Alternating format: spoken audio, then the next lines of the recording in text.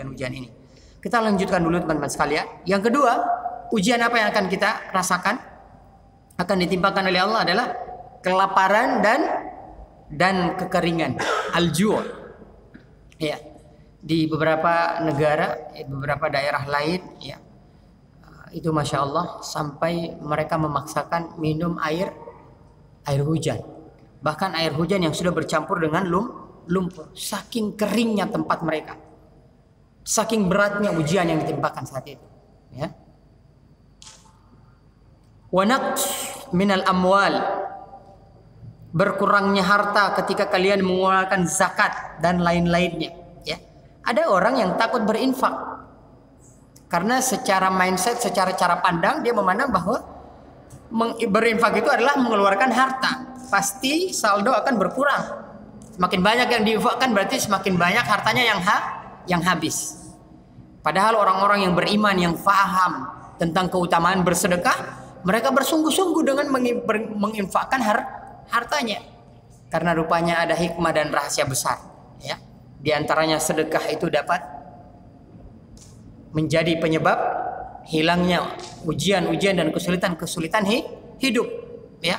Bahkan dalam satu ayat dalam Al-Quran Allah jelaskan ada orang yang sudah meninggal hari ini di dalam kubur jauh dari kita sana, ya, yang sudah berbeda alam dengan kita, meminta kepada Allah, min qabli an ya'tiya ahadakumul maut fayaqul rabbi laula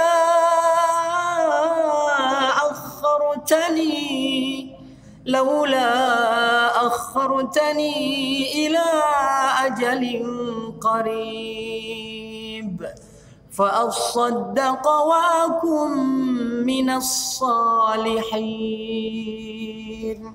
Ada orang yang sudah berbeda alam dengan kita, sudah meninggal dunia, rupanya dia minta, ya Allah, kembalikan aku sejenak saja ke dunia. Kembalikan aku, hidupkan aku ya Allah sejenak saja ke dunia. Untuk apa teman-teman sekalian? Dia minta kepada Allah untuk dihidupkan kembali. Untuk apa? Agar aku bisa bersedekah. Fa'asaddaqa wa akum minas salihin, agar aku bisa tergolong orang-orang yang soleh. Teman-teman, hari ini jangan takut miskin karena sedekah, ya. Harta kita sungguhnya di sisi Allah adalah harta yang kita sedekahkan atau kita berikan kepada orang lain. Nah, inilah ujian-ujian kita. Kemudian ujian berikutnya, ujian kematian dan pembunuhan yang terjadi di medan jihad. Sebagian ulama menjelaskan ayat ini atau poin kematian ini, teman-teman sekalian, dengan menyebutkan bahwa ujian kita berikutnya adalah ujian berpisah dari keluarga kita. Ada di sini yang ayahnya sudah meninggal, teman-teman? Belum, ya, alhamdulillah. Ada di sini yang ibunya sudah meninggal dunia. Allah. Ada di sini yang telah kehilangan ayah dan ibu. Mungkin di luar sana pasti banyak. Teman-teman sekalian, ya. Di sini, di dunia ini tidak ada yang kekal. Bahkan Rasulullah SAW pun meninggal dunia. Ada kisah menarik dijelaskan teman-teman sekalian. Ketika Rasulullah SAW, ya, ketika Rasulullah SAW meninggal dunia, salah satu sahabat Nabi yang paling, dalam tanda kutip, ya, agak sulit menerima meninggalnya Rasulullah SAW adalah siapa? Umar ibn Khattab. Sampai sebagian ulama menyebutkan, kharaja Umar ibn Khattab bisayfihi. Umar keluar di hari meninggalnya Rasulullah SAW dengan pedang. Faqala man qala anna Rasulullah sallallahu alaihi wasallam mat aqtuluh. Siapa orang yang bilang Nabi meninggal, maka aku akan memenggal kepalanya.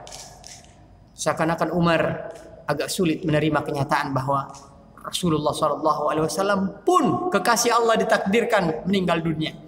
Sampai Allah turunkan satu ayat di juz yang keempat yang dibacakan oleh Abu Bakar As-Siddiq untuk menenteramkan hati Umar ibn Khattab untuk menerima kenyataan ini bahwa Rasulullah adalah seorang manusia, Rasulullah pun pasti akan meninggal dunia. A'udzubillahi minasyaitonir rajim. Surat Ali Imran, teman-teman bisa buka ayat 144. Wa ma Muhammadun illa rasul qad khalat min qablihi ar-rusul afa in mata aw qutila qalabtum ala a'qabikum wa man yanqalib ala aqibaihi falan yadurra Allah syai'a wa sayajzillahu syakirin. Kita coba baca dan dengarkan terjemahannya. Dan Muhammad hanyalah seorang rasul utusan Allah. Sebelumnya telah berlalu beberapa rasul. Artinya rasul-rasul yang lain yang diutus sebelum Nabi Muhammad pun mati, meninggal dunia. Apakah jika dia wafat, atau apakah jika Muhammad wafat, jika Rasulullah SAW wafat, meninggal dunia atau dibunuh, maka kamu sebagai pengikutnya akan berbalik ke belakang atau murtad meninggalkan agama yang dibawa oleh Muhammad. Barang siapa yang berbalik ke belakang atau murtad meninggalkan Islam, maka dia tidak akan merugikan Allah Subhanahu wa taala sedikit pun. Allah akan memberi balasan kepada orang-orang yang bersyukur. Teman-teman sekalian, berbahagialah hari ini kita masih bisa makan bersama ayah dan ibu kita. Bagi ayah dan ibu, bapak-bapak dan ibu-ibu yang sudah punya anak, berbahagialah bapak-bapak sekalian dan ibu-ibu sekalian. Hari ini kita masih bisa melihat anak-anak kita tertawa dengan sumringah. Mereka melihat mereka bisa bermain, tertawa. Ya, kita masih bisa menyuap mereka dengan makanan yang halal, dengan harta yang halal yang kita belikan makanan darinya kepada mereka. Berbahagia. Karena sesungguhnya kita akan diuji suatu saat nanti. Entah saat itu cepat maupun lambat, pasti akan terjadi. Entah kita yang duluan meninggal dunia sebagai ayah dan ibu atau orang tuanya, atau bahkan mereka yang lebih dulu meninggal dunia. Teman-teman sekalian, beberapa tahun yang lalu kakak mertua saya di Jakarta Selatan, kakak ipar saya, mohon maaf, kakak ipar saya ditakdirkan oleh Allah Subhanahu wa taala, ya, sehari sebelum yang seharusnya besok beliau melahirkan seorang anak laki-laki, ya, karena sudah melewati masa-masa pemeriksaan tentunya, ya, di rumah sakit. Dokter mengatakan insya Allah ibu besok jadwal melahirkannya.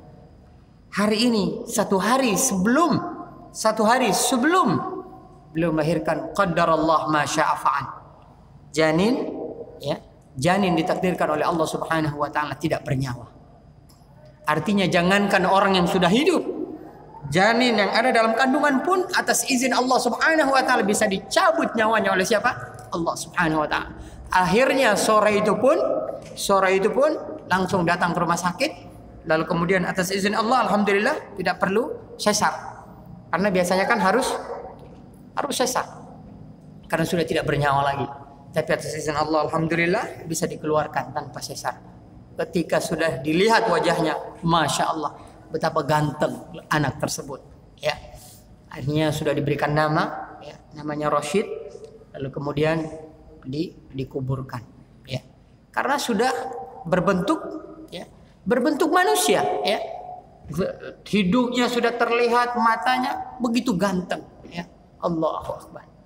Akhirnya hari itu pun, ya, walau kami tidak bisa membersamai saat itu, ya, mereka berdua suami dan istri langsung membawa segera, ya, untuk mengubur anaknya. Allahu Akbar.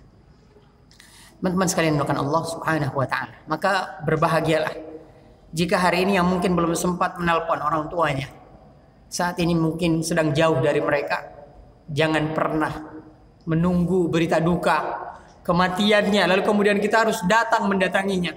Jika saat ini mungkin kita sedang jauh darinya, pastikan setiap hari kita tanya kabarnya, pastikan kita menelponnya, melihat, mendengar suaranya. Apalagi kalau kita sedang dekat darinya, berbaktilah kepadanya. Karena sesungguhnya ayah dan ibu kita itu adalah salah satu pintu surga di rumah kita. Kata Rasulullah SAW, ayah dan ibu kita, orang tua kita itu adalah salah satu dari dua pintu surga yang ada di rumah kita. Kalau meninggal ibu atau ayah kita, maka kata Rasulullah SAW telah meninggal atau telah tertutup satu pintu surga di rumah kita. Jika keduanya telah meninggal dunia, maka dua pintu surga di rumah kita dua-duanya telah tertutup. Teman-teman sekalian melakukan Allah Subhanahu wa taala. Ujian yang terakhir adalah kurangnya buah-buahan. Dan buah-buahan yang disebabkan oleh penyakit. Akan tiba Allah Subhanahu wa taala atas izin Allah takdirkan bisa saja ya penyakit tertentu yang menyerang pepohonan ya pada suatu musim akhirnya terjadi gagal panen ya. Beberapa akhir ini kan sering terjadi banjir bandang. Sehingga yang sebenarnya para petani tomat misalnya yang sudah bahagia sebentar lagi akan mendapatkan rizki dari apa yang mereka tanam, rupanya Allah takdirkan ya. Pada tahun 2010 ya, saat itu terjadi musibah besar di Magelang, semuanya masih ingat mungkin, meletusnya gunung Merapi. Alhamdulillah saya saat itu tergabung menjadi relawan saat itu di dusun Magelang di Merapi ya. Kurang lebih sekitar 10 hari setelah bencana terjadi. Kami berangkat bersama tim ke Magelang ya di beberapa dusun ya. Menyaksikan memang saat itu berjarak kurang lebih 3 km ya dari gunung meletus, Gunung Merapi. Ya setelah kita tiba di sana kita lihat memang tomat, buah-buahan di sana sudah siap untuk panen. Udah saatnya untuk dipanen, tetapi Allah menakdirkan lain. Ya. Inilah iradatullah. Ketika Allah mengatakan kun fayakun, apapun tidak bisa kita tunda-tunda, apapun kita tidak bisa untuk menolaknya karena telah Allah takdirkan. Lalu bagaimana keadaan kita ketika musibah-musibah ini, ujian-ujian ini, ujian ketakutan, ujian kelaparan, ujian berkurangnya harta, ujian kematian, entah siapa saja yang meninggal, tetangga kita.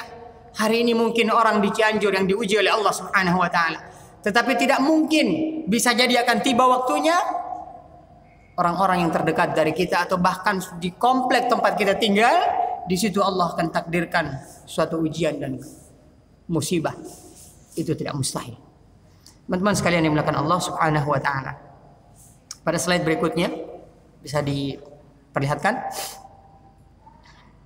Wa basyiris sabirin. Ya.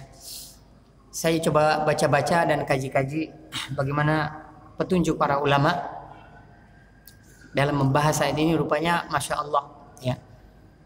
Ujian dan musibah itu rupanya oleh Allah Subhanahu wa taala akan dijadikan sebagai wasilah untuk menguji. Wa ya'lamas sabirin. Allah ingin mengetahui siapa orang-orang yang bersabar di antara kita. Kalau dibaca di ayat-ayat yang lain,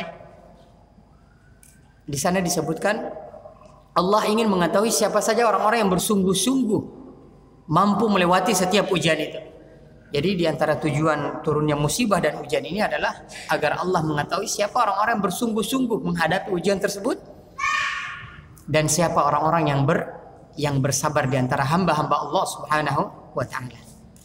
Rupanya menghadapi musibah manusia secara umum, entah dia muslim ataupun bukan muslim, semua manusia ketika sudah diuji oleh Allah Subhanahu wa taala, mereka akan terpecah menjadi dua golongan. Dari golongan orang-orang yang tidak bersabar, semoga tidak termasuk kita.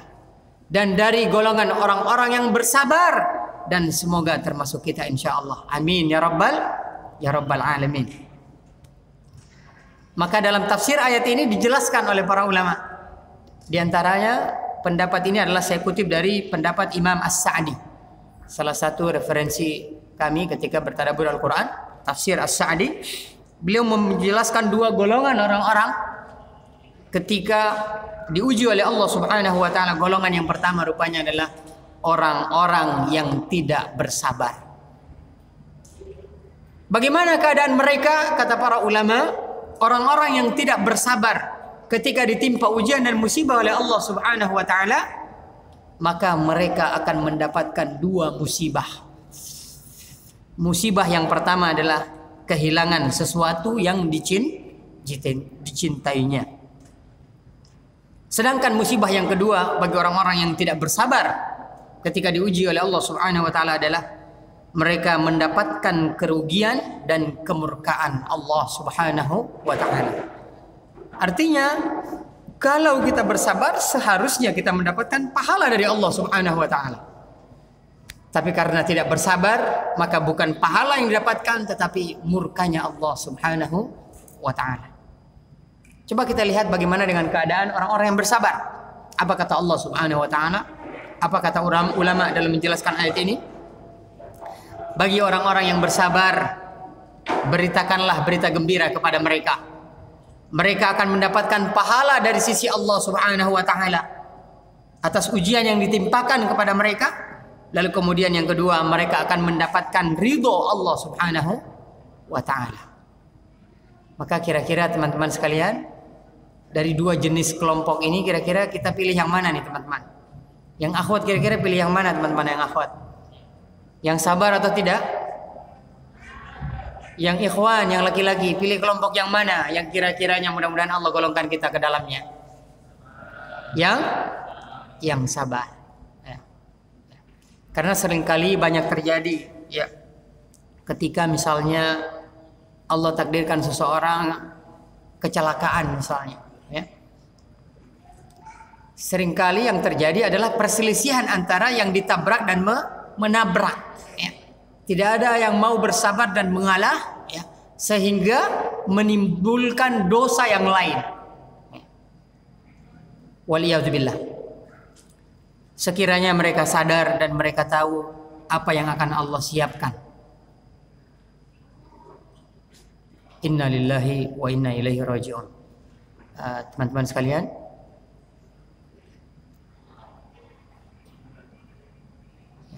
hari ini atas izin Allah Subhanahu wa taala nanti kemungkinan akan disolatkan, ya, tentunya ketika sholat zuhur.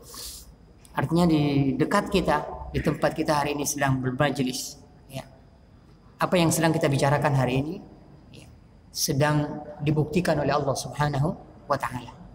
Kita baru saja mempelajari bahwa di antara pesan-pesan Allah Subhanahu wa taala ada orang-orang yang meninggal dunia. Ada kematian yang terjadi. Hari ini mungkin saudara kita yang meninggal. Tetapi di antara kita tidak ada yang tahu, bisa jadi ajal kita sudah semakin dekat. Maka dengan menuntut ilmu seperti ini, belajar bermajlis, mudah-mudahan kita berdoa, ya.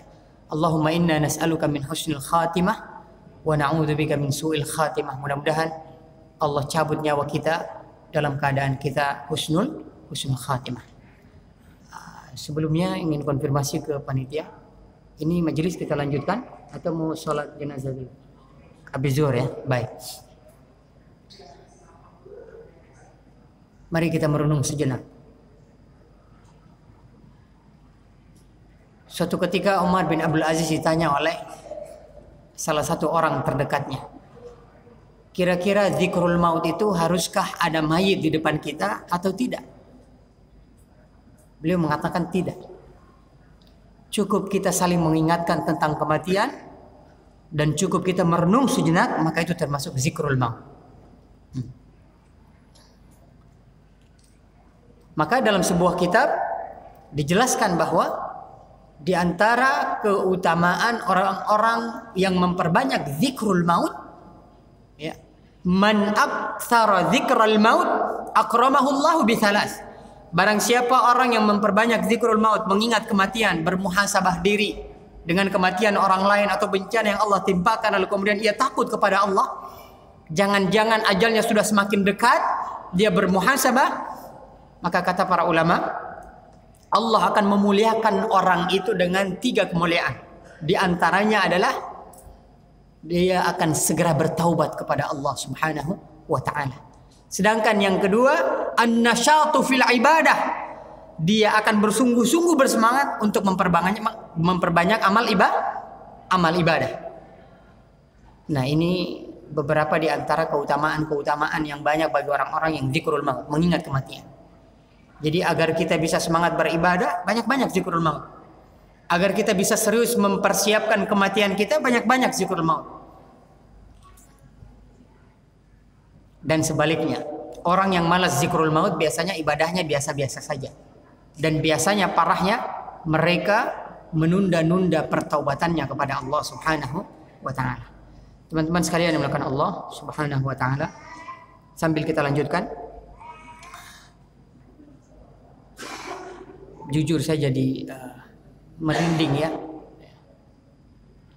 karena tentunya kita tidak tahu dengan apakah ada di antara teman-teman yang tahu sebelum melaksanakan acara ini ada jenazah yang akan kita sholatkan bersama. Tidak ya? Mari kita coba lanjutkan teman-teman sekalian bukan Allah. Kita baca surat Al-Baqarah ayat yang berikutnya ya. Sehingga ayat ini pemahaman kita dalam majelis ilmu hari ini bisa lebih sempurna, karena memang 3 ayat ini tidak bisa dipisahkan. Bisa ikuti saya setelah saya bacakan. Alladzina idza asabathum musibah. Sama-sama. 1, 2, 3. Alladzina idza asabathum musibah qalu inna lillahi wa inna ilaihi raji'un. Sama-sama 1, 2, 3. Qalu inna lillahi wa inna ilaihi raji'un. Tentu ayat ini masih ada sambungannya dengan ayat sebelumnya. Jika ayat sebelumnya tadi ayat 155 ditutup dengan ungkapan Allah Subhanahu wa taala wa basyiris sabirin, dan sampaikanlah berita gembira kepada orang-orang yang bersabar. Maka kalau ada di antara kita yang bertanya siapakah orang-orang yang bersabar itu? Salah satu jawabannya ada di ayat ini 156. Orang-orang yang bersabar itu adalah orang-orang yang apabila ditimpa musibah. Ya, di sini ada kata musibah. Nanti kita akan belajar musibah itu apa sih sebenarnya. Apakah harus kehilangan nyawa ataukah harta yang sangat berharga lalu kemudian baru disebut musibah atau tidak? Nanti kita akan belajar ya, karena rupanya para ulama sudah mengajarkan kita tentang itu. Mereka mengucapkan inna lillahi wa inna ilaihi raji'un ya. Dalam bahasa Arab, dalam syariat Islam ya, para ulama mengajarkan bahwa ungkapan inna lillahi wa inna ilaihi raji'un adalah ungkapan kalimat al-istirja. Al-istirja. Nah, jadi kalau teman-teman sering dengar istighfar. Istighfar, apa kalimat istighfar? Astaghfirullahal azim. Apa kalimat tahlil? La ilaha illallah. Apa kalimat tasbih? Subhanallah. Nah, hari ini kita dapat satu istilah, satu ungkapan, istirja. Apa yang dimaksud dengan istilah istirja? Istirja adalah mengucapkan kalimat inna lillahi wa inna ilaihi raji'un. Sebelumnya teman-teman sekalian kita lihat di layar ya, di slide berikutnya. Ma makna al-musibah? Apa sih makna musibah itu? Karena kan seringkali kita menghitung-hitung, kita membeda-bedakan ya. Ungkapan innalillahi itu paling banyak kita ungkapkan hanya ketika ada yang meninggal dunia ya. Teman-teman sekalian bukan Allah Subhanahu wa taala. Musibah, makna musibah yang sebenarnya adalah kullu ma asa'ak.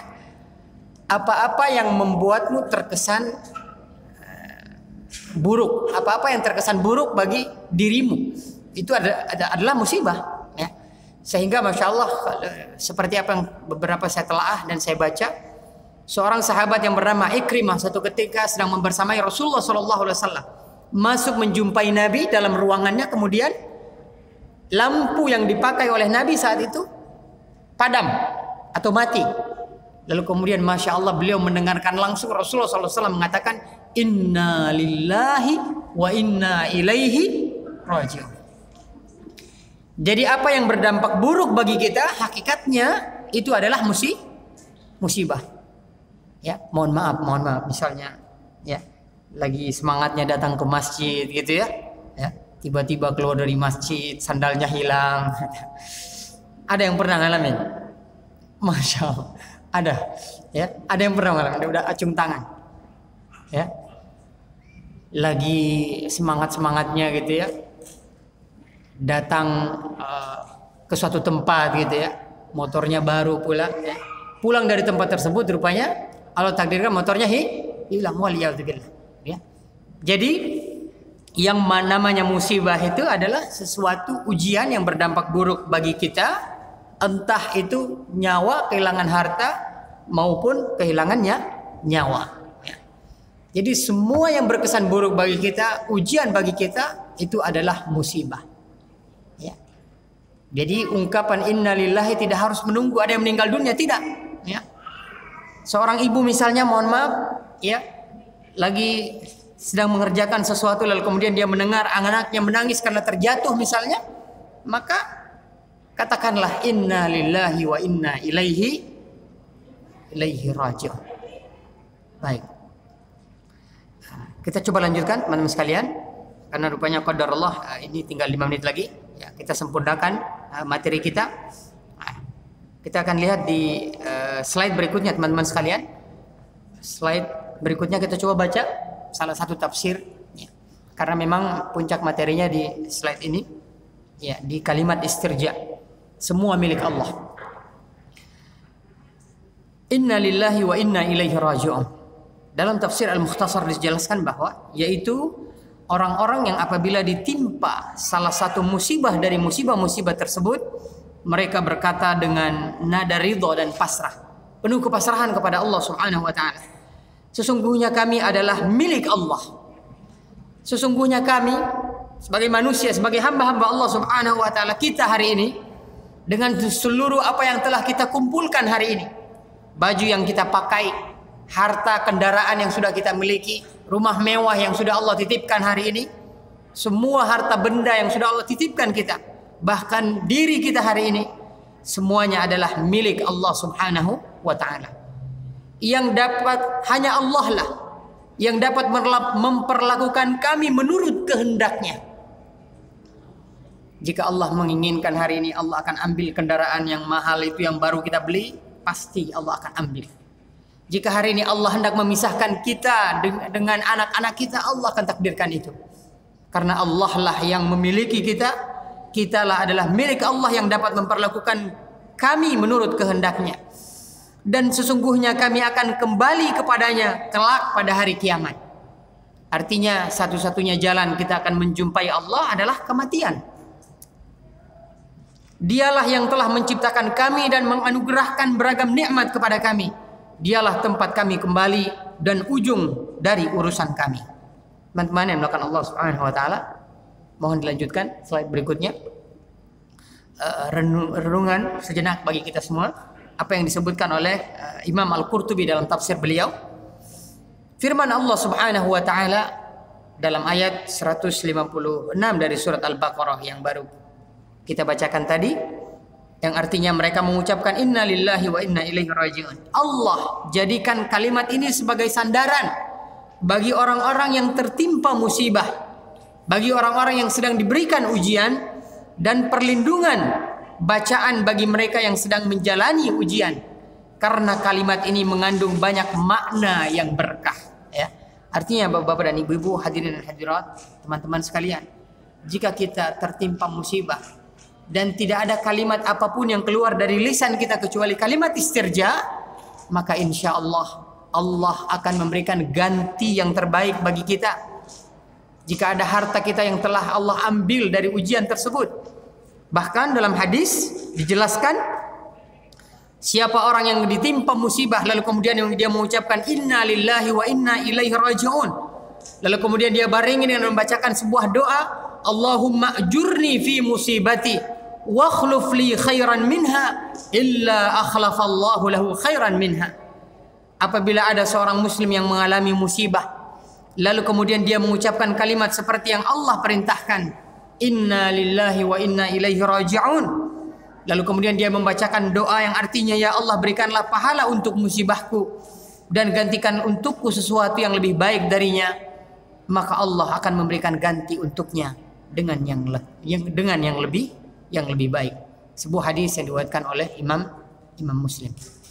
Teman-teman yang dimuliakan Allah Subhanahu wa taala.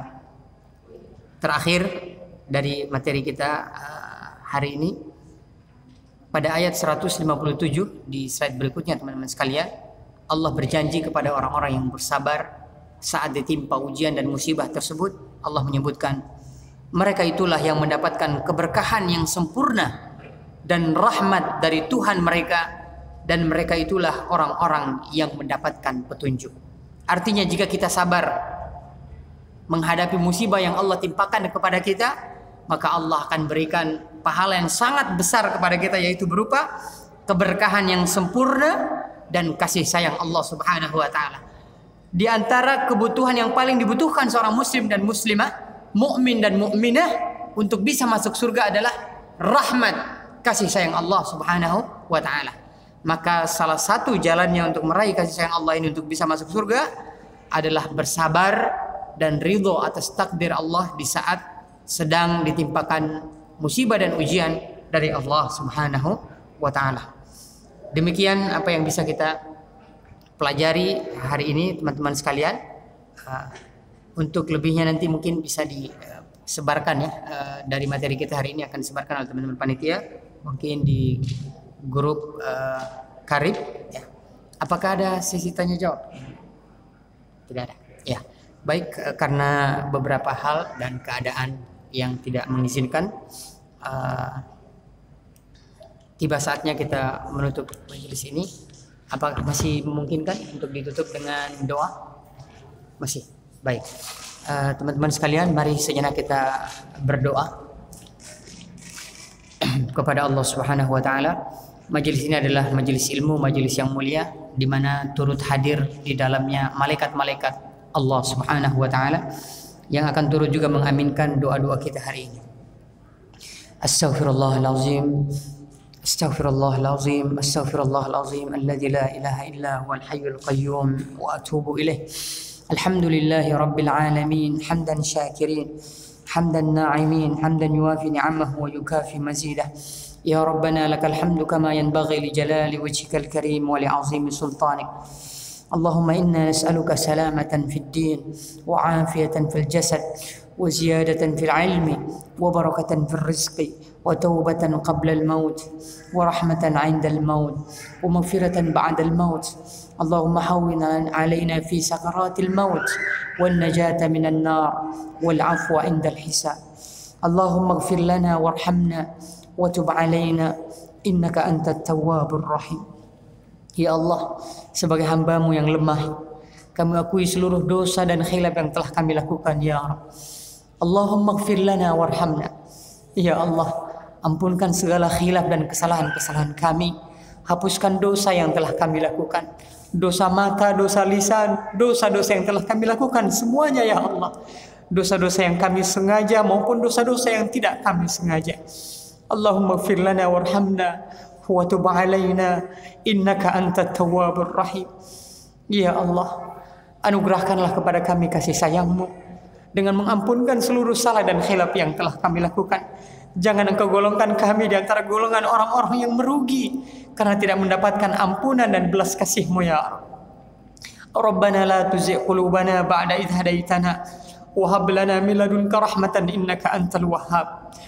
Ya Allah, kami bersyukur hingga hari ini hidayah yang Engkau telah anugerahkan kepada kami sehingga kami bisa merasakan manisnya ibadah, lezatnya sujud dan ruku dalam salat-salat kami, ya Allah. Maka mohon jangan gelincirkan kaki kami, ya Allah, dari hidayah yang telah Engkau anugerahkan kepada kami. Jangan Engkau jadikan kami di antara orang-orang yang berpaling dari hidayah-Mu, ya Allah. Jangan Engkau cabut ajal kami, ya Rabb, kecuali dalam keadaan husnul khatimah, kecuali dalam keadaan kami sedang melaksanakan amal-amal yang terbaik di sisi-Mu, ya Rabbana ighfir lana wa liwalidina warhamhum kama rabbawna shighara. Ya Allah, kepada orang yang paling kami cintai dan kepada orang yang paling kami sayangi, ayah dan ibu kami, ya Allah. Terkhusus kepada ayah dan ibu kami yang telah meninggal dunia mendahului kami, ya Allah. Lapangkan kuburan mereka, ya Allah. Ampunkan salah dan khilaf mereka berdua, ayah dan ibu kami. orang yang sangat berjasa untuk kehidupan kami ya Allah. Lapangkan kuburannya ya Allah. Bersihkan ayah dan ibu kami dari seluruh dosa-dosa mereka ya Allah. Bangkitkan mereka kelak di surga Firdaus-Mu, membersamai orang-orang soleh, para nabi dan para syuhada. Kepada ayah dan ibu kami yang hari ini sekarang diuji dengan sakit dan penyakit lainnya, sembuhkan penyakit mereka ya Allah. Berikan kesehatan dan umur panjang kepada keduanya ya Allah. Izinkan kami bisa melihat kembali ayah dan ibu kami yang sakit hari ini untuk segera sembuh sehingga mereka tersenyum kembali ya Rabb. Rabbana atina fid dunya hasanah wa fil akhirati hasanah wa qina adzabannar. Wa sallallahu ala nabiyyina Muhammadin walhamdulillahi rabbil alamin. Subhanakallahumma wa bihamdik asyhadu an la ilaha illa anta astaghfiruka wa atubu ilaik. Teman-teman sekalian, sahabat karib, saya mohon maaf atas seluruh kekurangan dan kesalahan dalam majelis ini. Mudah-mudahan bisa dimaafkan. Sekali lagi mohon dimaafkan. Wassalamualaikum warahmatullahi wabarakatuh.